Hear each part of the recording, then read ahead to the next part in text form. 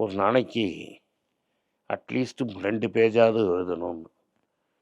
ஏன்னா நடுவில் ஒரு 3 புஸ்தகம் எழுதிட்டு ரொம்ப நாளைக்கு புஸ்தகம் எழுதாமல் விட்டேன்.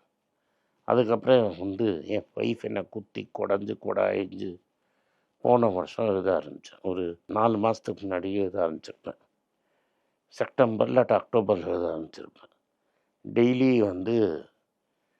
ஒரு டெஃபினட்டாக ஒரு 300 வார்த்தையாவது எழுதணும், ஒரு 500 வார்த்தையாவது எழுதணும்.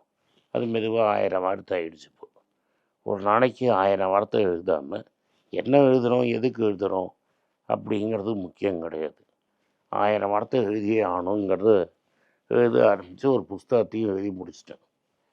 இன்ஃபேக்ட்டு டைட்டில் என்ன வைக்கிறான்னு ஆல்பினோட பேசிகிட்டு இருந்தபோது 2-3 நாள் பேசிகிட்டே இருந்தேன். சடனாக எனக்கு தோணிட்டு அதுதான் சொல்கிறேன், ஹேபிட்னால் எப்படி யூஸ் ஆகணும், ஃப்ரீ மணி அப்படிங்கிற டைட்டில் வைக்கலாம் அப்படின்னு டிசைட் பண்ணேன். Free money, why money is free அப்படிங்கிற டைட்டிலில் புஸ்தகம் வந்துடும்.